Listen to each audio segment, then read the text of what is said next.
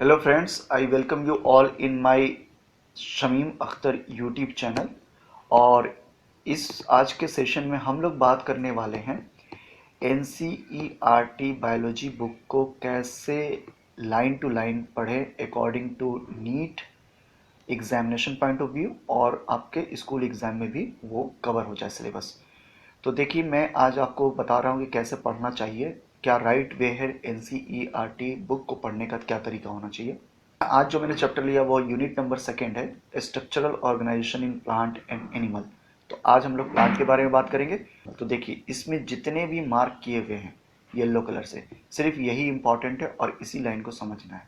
बाकी सब आपके इंपॉर्टेंट नहीं है।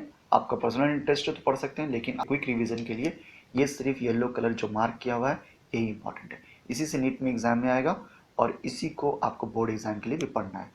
तो अगर सिर्फ आप इस पे फोकस करते हो तो आपका बहुत जल्दी सारे चैप्टर का रिवीजन हो जाएगा। और यही मैं आज के वीडियो में बताने वाला हूँ कि कैसे पढ़ना और क्या क्या इंपॉर्टेंट पॉइंट है इस पर्टिकुलर चैप्टर में यूनिट नंबर 2 में। तो चलिए दोस्तों, शुरू करते हैं आज का ये सेशन।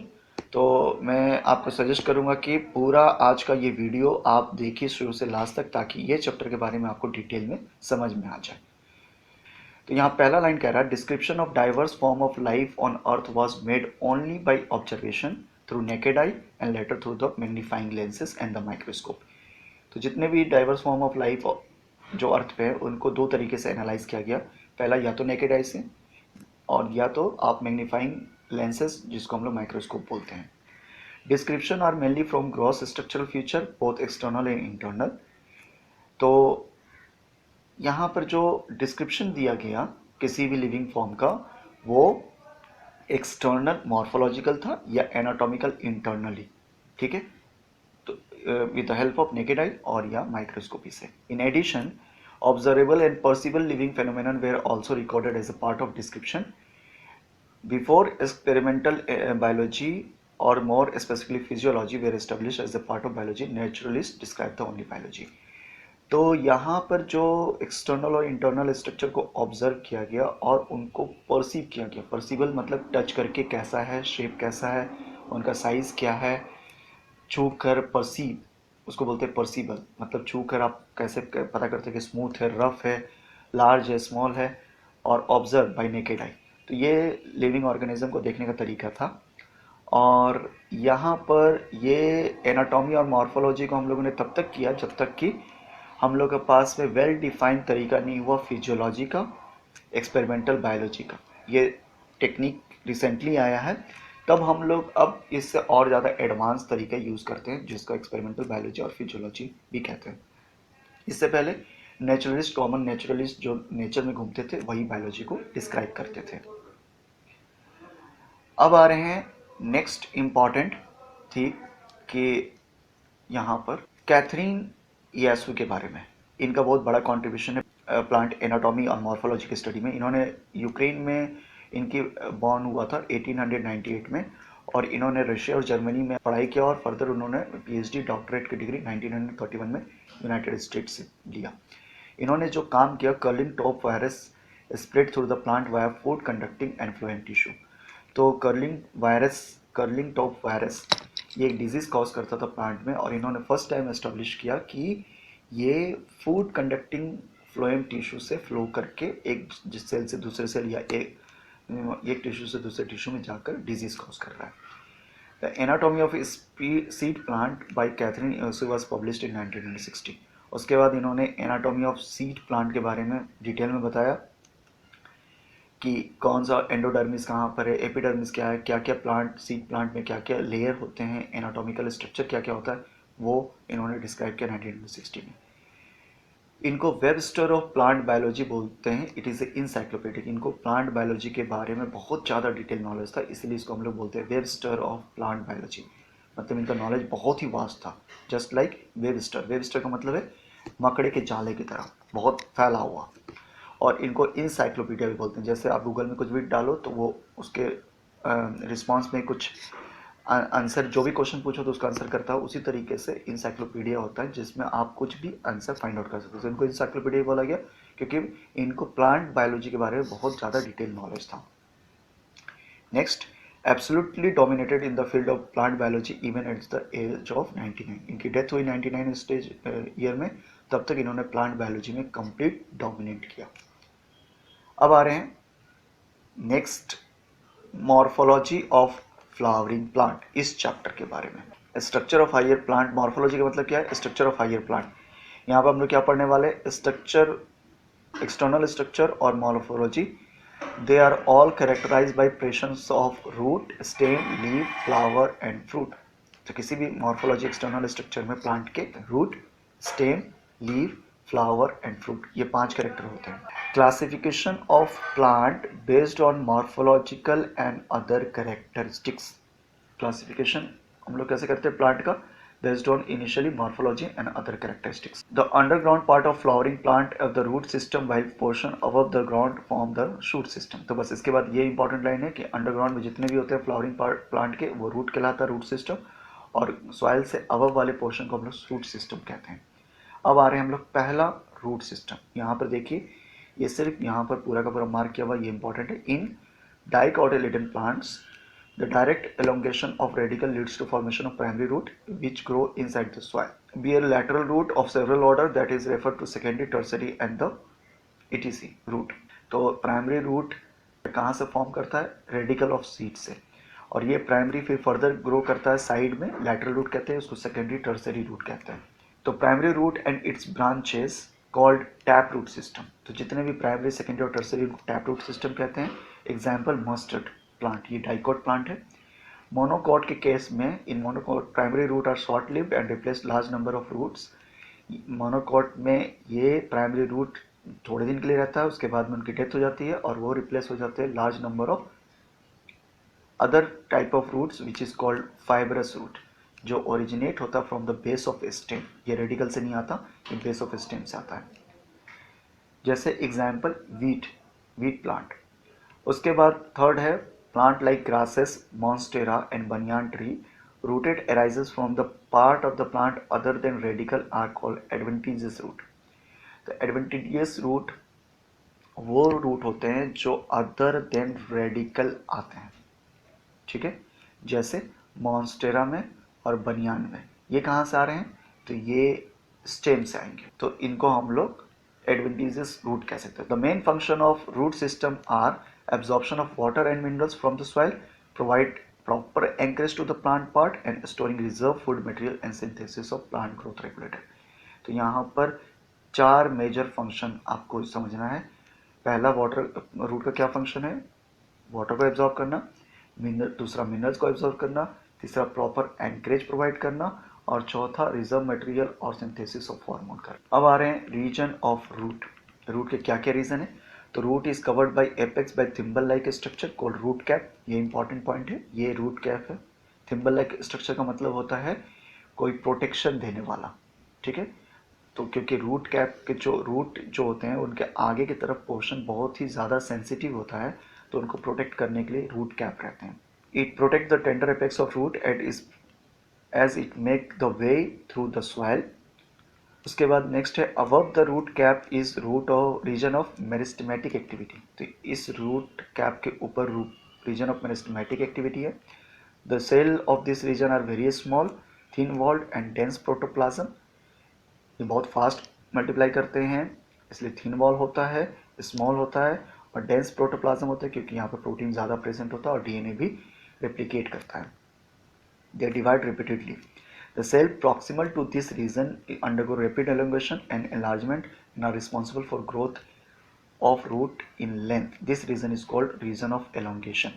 तो root of meristematic के पीछे में कौन सा रीजन है? root of elongation। और ये root of elongation जो है ये रिस्पॉन्सिबल है फॉर लेंथ इंक्रीज और growth of root in length. उसके बाद है the cell of elongation zone gradually differentiate and mature, hence or this zone proximal to the region of elongation is called region of maturation। तो region of elongation के पीछे क्या है? region of maturation। इस region of maturation को हम लोग region of differentiation भी कहते हैं, ठीक है। From this region some of the epidermal cell form very fine and delicate thread like structure called root hair this root hair absorb water and minerals from the soil. तो इसको root reason of differentiation भी कहते हैं। यहाँ से root hair आ जाता है और रूट हेयर का मेन फंक्शन क्या है, वाटर और मिनरल्स को एब्जॉर्ब करना सॉइल से। क्लियर है। तो यहाँ पर पहला रीजन पोर्शन रूट कैप, दूसरा उसके पीछे रूट कैप के पीछे रीजन ऑफ मेरिस्टेमेटिक एक्टिविटी, उसके बाद रीजन ऑफ एलंगेशन और रीजन ऑफ मैचुरेशन या डिफ्रेंसिएशन इसको कहते हैं। अब आ रहे हैं modification of root. Modification of root में ये सबसे इंपॉर्टेंट पॉइंट है, यहाँ पर सीधा जंप करना है। Modified for support storage of food and respiration. ठीक है, तो पहला सपोर्ट है, दूसरा स्टोरेज ऑफ फूड, तीसरा respiration. Tap root of carrot, turnip and advantageous root of sweet potato get swollen and store food। तो जो टैप रूट है उसका एग्जाम्पल आएगा कैरेट, टर्निप और एडवेंटिजियस रूट का एग्जाम्पल आएगा स्वीट पोटैटो, क्योंकि इनके रूट स्टेम से रिलीज होते हैं। किसके, स्वीट पोटैटो को। तो वो तीनों प्लांट क्या करते हैं, स्टोर करते हैं फूड को इन रूट। नेक्स्ट यहाँ पढ़ना hanging root that support the banyan tree are prop root. तो बनियान ट्री में जो रूट है उसको हम लोग प्रॉप रूट कहते हैं, उनका सपोर्ट करना मेन फंक्शन है।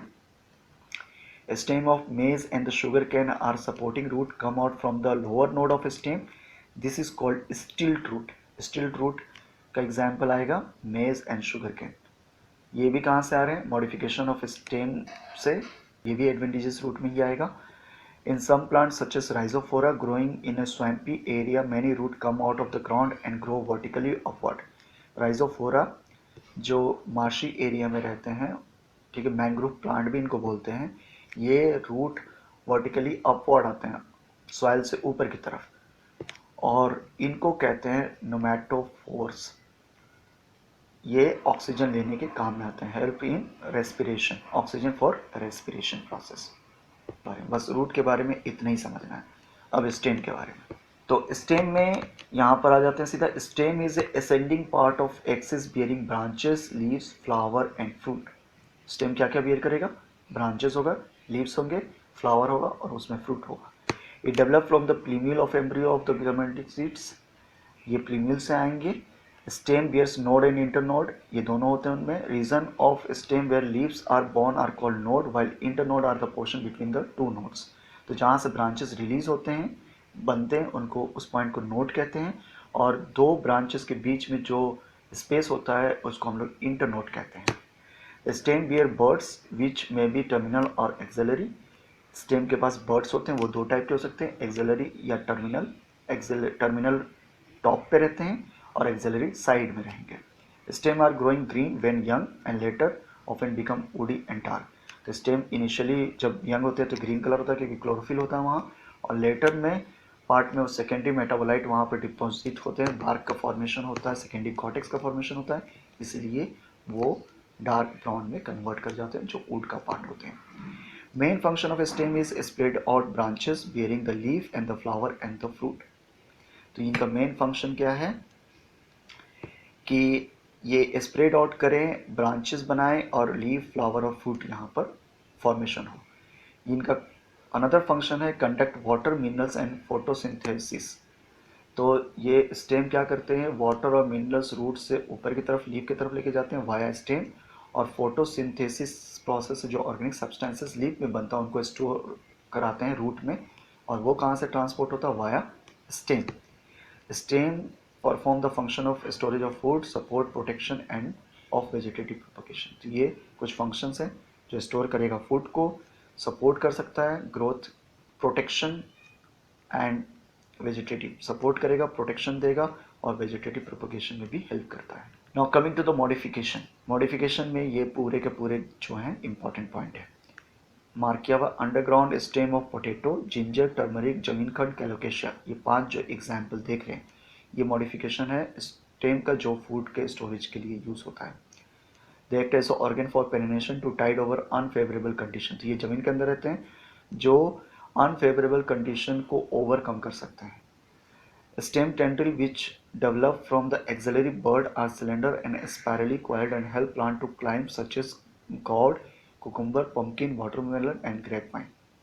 दूसरा स्टेम का फंक्शन है कि स्टेम टेंड्रिल्स फॉर्म कर सकते हैं जिसको हम लोग बोलते हैं लता हिंदी में।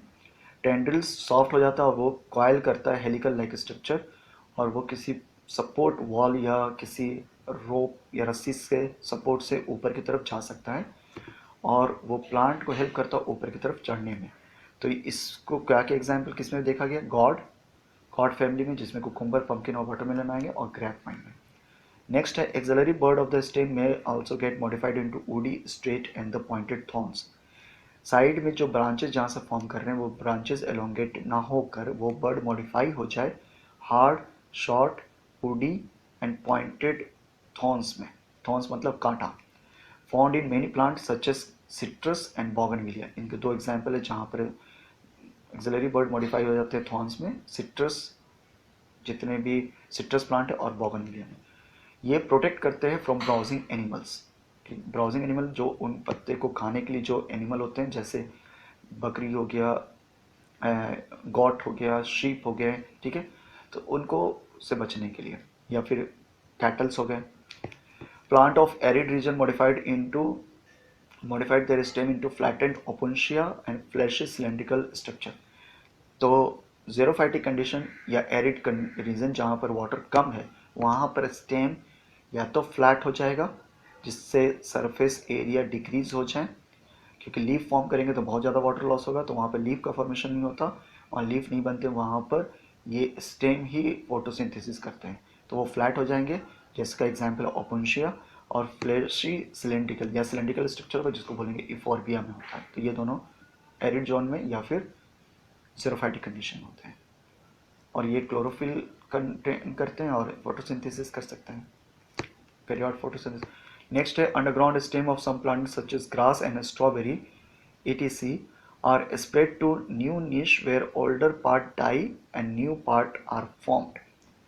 तो ग्रासेस में देखा गया है कि स्टेम इनके जमीन के अंदर चले जाते हैं और वो एक जगह से दूसरे जगह पर न्यू एरिया में, न्यू नीश का मतलब है न्यू एरिया में जाकर फिर से ग्रो करते हैं, और पुराने वाले पार्ट जो हैं वो उनकी डेथ हो जाती है, नया पार्ट नई जगह पे फॉर्म करेगा। तो इसके एग्जाम्पल आएंगे ग्रास एंड स्ट्रॉबेरी। नेक्स्ट है plant like mint and jasmine are cylindrical lateral branches arises from the base of main axis and after growing aerially they become touch the arch and downward to touch the ground। Mint और jasmine में देखा गया है कि इनके stem जमीन में touch करने के बाद में फिर से ऊपर की तरफ में जाते हैं, ऊपर की तरफ जाएंगे और फिर से वापस जमीन में टच करेंगे, जस्ट लाइक हेलिकल स्ट्रक्चर। तो ये प्रेजेंट होता है जैस्मिन और मिंट में। Lateral branches with short internode and each node bearing the rosette of leaves in the tuft of root in the found in aquatic plant like Pistia and Ecornia। तो aquatic plant जो पानी में रहते हैं Ecornia और Pistia, इसमें internode distance होता है जो वो शॉर्ट हो जाता है, जिसकी वजह से दो नोड क्लोज आ जाते हैं और वहाँ पर लीफ फॉर्मेशन होता है और वो फ्लोट करते रहते हैं वाटर सरफेस पे। तो इसका एग्जाम्पल आएगा pistia and Eichhornia. In banana and pineapple and chrysanthemum, the lateral branches originate from the base and the underground portion of the main stem grow horizontally beneath the soil and then come out obliquely upward giving rise the leafy shoot। बनाना और pineapple और chrysanthemum ये तीन plant में stem नीचे की तरफ जाएंगे soil के अंदर और वो फिर लैटरल ग्रोथ करेगा, यानी उनके साइड से ग्रोथ होगा, फिर वो एक नया प्लांट फिर सॉइल से ऊपर आ जाएगा और एक नया प्लांट फॉर्म करेगा। तो यहाँ पर ये सब मॉडिफिकेशन आपको समझना, बस इतना ही इंपॉर्टेंट है स्टेम में। अब आ रहे हैं लीफ के ऊपर। Leaf is a lateral generally flattened structure borne on the stem. तो स्टेम के ऊपर लैटरल साइड में और सरफेस एरिया फ्लैटेंड स्ट्रक्चर होता है, उसको हम लोग बोलते हैं leaf. It develop from the node and bear the axil. ये जहाँ पर नोड प्रेजेंट होता है, जहाँ से ब्रांचिंग होता है वहीं पर ये प्रेजेंट होते हैं, और वहाँ पर बर्ड होता है एक्सिलरी बर्ड, वो अब लीफ के ऊपर आ जाएगा क्योंकि लीफ वहाँ पर फॉर्म किया, तो टिप ऑफ लीफ पे क्या आ जाएगा एक्सिलरी बर्ड, और ये कहाँ से ओरिजिनेट करेंगे नोड से। Axillary bud later develop into branch, और ये लेटर ऑन में ब्रांच में डेवलप करेगा वहाँ से। Leaf originate from the shoot apical meristem and arranged in acropetal arrangement या ऑर्डर। तो लीफ शूट एपिकल मेरिस्टम से डिराइव होते हैं और ये अरेंज होते हैं एक्रोपेटल का मतलब होता है ओल्डर वाला नीचे की तरफ और नींव वाला ऊपर की तरफ, इसको बोलते हैं acropetal order. They are most important vegetative organ for photosynthesis. ये बहुत इंपॉर्टेंट वेजिटेटिव ऑर्गन है क्योंकि यहीं पर फोटोसिंथेसिस होता है और सब खाना बनता यहीं पर है, तो क्लोरोफिल यहाँ प्रेजेंट होता है। उसके बाद आ रहे हैं leaf consist of 3 main part, leaf base, petiole और lamina. Leaf is attached to the stem by leaf base and may bear two lateral small leaf like structure called stipules। ये देखिए साइड में छोटे से 2 पत्ते हैं, वो उसको कहते हैं stipules। मोनोकॉट में leaf base expand into sheath covering the stem partially और होली। मोनोकॉट में क्या होता है कि लीफ बेस को या तो पूरा का पूरा कवर कर लिया जाएगा एक एक्स्ट्रा शीथ लाइक स्ट्रक्चर से, या पार्शियली कवर किया जाता है। किसमें? मोनोकॉट में। In leguminous family or leguminous plant, the leaf base may be swollen, which is called pulvinous। In leguminous family जितने भी pulses वाले plant है उनका leaf base फूला हुआ होता है, swollen होता है, उसको बोलते हैं pulvinous। The petiole help hold the blade to light। ये petiole जो है, ये जो blade लीफ लेमिना, इसी को blade भी बोलते हैं, इसको ये अटैच कराता है ताकि ये इस पर ज़्यादा से ज़्यादा मैक्सिमम क्या पड़े, लाइट पड़े ताकि फोटोसिंथेसिस कर सके। Long thin and flexible petiole allow leaf blades to flutter in the wind, thereby cooling the leaf and bring fresh air to the leaf surface. तो जितना ये लंबा होगा पेटियोल्स, उतना ज़्यादा लैमिना लीफ बेस से दूर होगा और उसको उतना फ्रेश एयर मिलेगा, और ये फ्रेश एयर क्या करेगा, इसके कूलिंग इफेक्ट यानी इसको प्लांट को, इस लीफ को ठंडा रखेगा ताकि ये हीट नहीं हो। हीट बहुत ज़्यादा होगा तो क्या होगा, बर्न आउट हो जाएगा, ये पत्ते जल जाएंगे। तो ये कूलिंग इफेक्ट की तरह भी काम करता है। तो लेमिना और the leaf base is the green expanded part of the leaf with vein and veinlets. तो लेमिना और लीफ ब्लेड जिसको बोलते हैं, ये बना होता है वेन और वेलनेट से। वेन और वेलनेट क्या है, जो कि फूड और वाटर को पूरा का पूरा इस लीफ के सरफेस पर पहुंचाएंगे फ्रॉम स्टेम और from root to stem to leaf. Okay, they are usually in the middle prominent vein which is called midrib. ये सेंटर में एक मेन वेन होता है, उसको हम लोग कहते हैं मिडरिप। जैसे इसमें देख सकते हैं, ये जो दिख रहा है ये मेन वाला मिडरिप सेंटर में जो प्रेजेंट होता है। Vein provide rigidity to the leaf base and act as a channel for transport of water, minerals and food material. इसको मैंने पहले डिस्कस किया कि वेन और वेनलेट का क्या काम है, ये वाटर, मिनरल्स और फूड मटेरियल को ट्रांसपोर्ट करता है। ठीक है। Shape, margin and apex surface and extent of incision of lamina varies in the different leaves। तो इनके shape, margin और surface और extent of incision, incision का मतलब है कितना ये कटा हुआ, ये पत्ते हो सकता है स्मूथ हो, किसी में कटे होते हैं, जैसे इसमें कटे हुए हैं तो इनको हम लोग बोलते हैं incision। ये कितना है वो सब अलग अलग पत्ते पे डिपेंड करता है। अब आते हैं वेनेशन। वेनेशन का मतलब है अरेंजमेंट ऑफ वेन एंड वेलनेट on the lamina of leaf is called venation. ये किस तरीके से अरेंजमेंट है वेना और वेलनेट का इस लेमिना पर, इसको वेनेशन कहते हैं। व्हेन वेलनेट form network the venation is term is reticulate. तो रेटिकुलेट में क्या होता है, ये जाले लाइक स्ट्रक्चर होता है, जाला फॉर्म करता है। जैसे इस वाले में देख सकते हैं यहाँ पर ये पूरा का पूरा जाला लाइक स्ट्रक्चर है, पूरा का पूरा रेटिकुलेट नेट लाइक स्ट्रक्चर, उसको हम लोग बोलते हैं reticulate. When the vein run parallel to each other within the lamina, the venation is called parallel venation। जैसे यहाँ देख रहे हैं वेन क्या है, ये पैरेलल है मिडरिप के, तो इसको हम लोग बोलते हैं parallel venation. Leaf of dicotyledon plant generally possesses reticulate venation while parallel venation is a characteristics of monocot. तो रेटिकुलेट नेट लाइक स्ट्रक्चर होता है डाइकॉट प्लांट में और पैरेलल वेनेशन होता है मोनोकॉट में। ओके, अब आ रहे हैं type of leaf. Leaf is said to be simple when lamina is entire or when incised leaf do not touch the midrib। तो सिंपल लीफ कब होगा, जब यहाँ पर या तो ये स्मूथ सरफेस हो, जैसे ये सिंपल लीफ है, ये भी सिंपल लीफ है, इसमें कोई भी कट नहीं लगा है, और अगर कट लगा हो जैसे ये इसमें कट लगा है तो ये मिडरिप तक ना पहुँचे। अगर ये मिडरिप तक पहुँचा तो ये सिंपल लीफ नहीं होगा, ये भी कट तो है लेकिन ये मिडरिप तक नहीं पहुँचा, ये मिडरिप है तो ये सिंपल लीफ होगा। तीनों जो इमेज देख रहे हैं ये सिंपल लीफ का है। When incision of the lamina reach to the midrib break into the number of leaflet, it is called compound leaf। जैसे इंसाइज करके ये कट करके देखिए यहाँ मिडरिब तक पहुँच गया, ये मिडरिब है, ये मिडरिब है, तो ये कट होकर यहाँ तक पहुँच गया, ये पहले फ्लैट होंगे, तो इनको क्या बोलते हैं, compound leaf. A bud is present in the axil of petiole in both simple and compound leaf. ये बर्ड दोनों में प्रेजेंट होते हैं, एक्साइल बर्ड यहाँ पर इसमें प्रेजेंट होंगे टिप पर, ये कंपाउंड और सिंपल लीफ दोनों में होते हैं, but not an axil of leaflet of compound leaf. Leaflet का मतलब है ये जो साइड में लीफ फॉर्म कर रहे हैं, ये लीफलेट, ये वाले छोटे पत्ते इनके नहीं होंगे। यहाँ पर अगर कंपाउंड लीफ है तो इसमें प्रेजेंट होगा, ये मेन लीफ है इस पे प्रेजेंट होगा, इस वाले साइड से कट होकर आया हुआ है, इसलिए इस पर एक्सिलरी बर्ड नहीं प्रेजेंट होगा कंपाउंड वाले में। ओके, अब आ रहे हैं कंपाउंड लीफ में be of two type, pinnately compound leaf, a number of leaflet are present in a common axis, the rachis which is present in the midrib of leaf as in neem। ये नीम का example होगा जिसमें pinnately compound leaf form करता है। तो pinnately क्या होता है, जहाँ पर लीफ नंबर ऑफ लीफलेट में कन्वर्ट कर जाए और ये जो मिडरिप है वो कन्वर्ट कर जाए रैचिस में। तो अब ये जो मिडरिप थे इसको अब हम लोग क्या बोलेंगे, रैचिस, ठीक है, जिस कॉमन पॉइंट से जहाँ से ये छोटे छोटे पत्ते अटैच किए गए। तो ये हो गया पिनेटली कंपाउंड लीफ, एग्जाम्पल नीम। तो कंपाउंड लीफ का पहला सब टाइप पिनेटली कंपाउंड लीफ। दूसरा आ रहे हैं palmately compound leaf. The leaflet are attached to the common point that is the tip of the petiole as in silk cotton. तो यहाँ दूसरा एग्जाम्पल देख सकते हैं, ये कट तो हुआ है लेकिन एक ही पॉइंट पर कॉमन एक्सिस में अटैच है, जिसको हम लोग बोलते हैं palmately compound leaf, example silk cotton.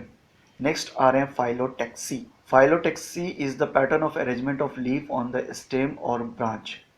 किस तरीके से लीफ का अरेंजमेंट है लीफ ब्रांच पर, उसको हम लोग बोलते हैं phyllotaxy.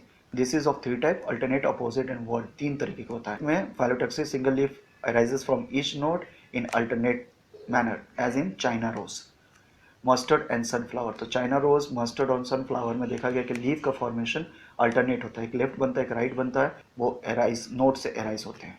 Opposite type, a pair of leaf arises from each node in lie opposite to each other in calotropis and guava. तो गुआवा और कैलेट्रोपिस के प्लांट में लीफ जो होता है वो अपोजिट होता है। देखिए ये अपोजिट है, लेफ्ट और राइट दोनों एक ही, मतलब 180 डिग्री अपोजिट है। तो इसको, ये जो नोड से राइज हो रहे हैं इनको हम लोग बोलेंगे अपोजिट। उसके बाद आते हैं in more than two leaves arises at the node and form whorl, it is called whorl as in alstonia. Alstonia में एक ही पॉइंट से मल्टीपल लीव्स अराइज होते हैं, इसको हम लोग कहते हैं वर्ल्ड, मतलब गुच्छा, एक ही पॉइंट से मल्टीपल लीव्स फॉर्म करके। ये लीफलेट नहीं है, लोग कंफ्यूज करते हैं कि सर पाल्मेटली कंपाउंड लीफ और वर्ल्ड में क्या डिफरेंस है। World is a leaf, it is not a leaflet, या इनमें कंपाउंड लीफ नहीं है, इनमें कट नहीं हुआ, ये इंडिविजुअल लीव्स है। कंपाउंड लीफ में क्या होता है, एक ही लीफ का इंसाइजन मिडरिप तक पहुंचता है, इसमें इंसाइजन नहीं हुआ है, ये इस तरह के पत्ते ही हैं, सिंपल लीफ है। ओके, अब आ रहे मॉडिफिकेशन ऑफ लीफ में। Leaf are often modified to perform function other than the photosynthesis. They are converted into tendrils for climbing, tendril for climbing as in pea and into a spine to defence as in cacti. तो लीफ का modification हुआ other than photosynthesis, ये क्या कर सकता है, tendrils की तरह फॉर्म कर सकता है, लता, जहाँ पे स्टेम में भी हम लोगों ने देखा था जो सपोर्ट करता है प्लांट को क्लाइंबिंग में। तो ये देखा गया किसमें, पी प्लांट में, लेगुमिनेसी फैमिली में। वहाँ पे गॉड फैमिली था, याद रखना, स्टेम में गॉड फैमिली था और ग्रैप वाइन था, यहाँ पर लेगुमिनेसी फैमिली है। उसके बाद में ये स्पाइंस में भी फॉर्म कर सकते हैं, जैसे कैक्टस, तो वहाँ स्टेम में भी थॉर्न्स बन रहे थे, वो था सिट्रस प्लांट में और बोगनविलिया में। यहाँ पर स्पाइंस फॉर्म कर रहे हैं, थॉर्न्स फॉर्म लेकिन कैक्टी प्लांट में, कैक्टस में। Fleshy leaves of onion and garlic are storage food. यहाँ पर ऑनियन और गार्लिक जो होते हैं वो फ्लेसी लीफ है और इसमें फूड स्टोरेज होता है। Australian acacia, the leaf are small and short lived. Australian acacia जो डेजर्ट में होता है, ज़ेरोफाइटिक कंडीशन में, तो वहाँ लीफ स्मॉल और शॉर्ट लिव होता है क्योंकि वहाँ पर वाटर का लॉस को मिनिमाइज करना है। Petiole in this plant are expand become green and synthesise food.